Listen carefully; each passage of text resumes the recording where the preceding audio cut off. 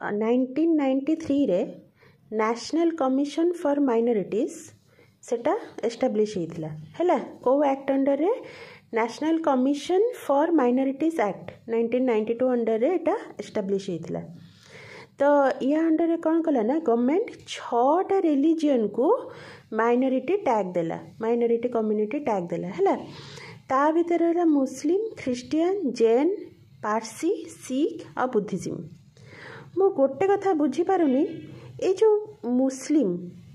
मुस्लिम okay वर्तमान India रे population केते अछि 140 करोड़ आउट ऑफ 140 करोड़ मुस्लिम होचंती 20 करोड़ तो मुस्लिम जति 20 करोड़ सेले ताले माने माइनॉरिटी केमती हेले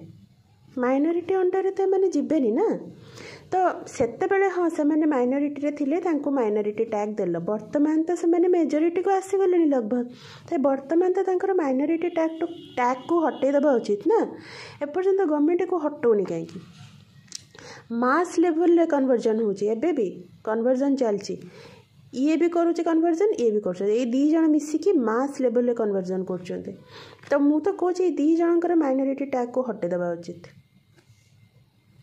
एक्चुअल माइनॉरिटी तो माने जैन पारसी सिख बुद्धिज्म एमाने एक्चुअल माइनॉरिटी रे आसबे ए दी जन को बिल्कुल दबा उचित नो माइनॉरिटी टैग मो मतरे।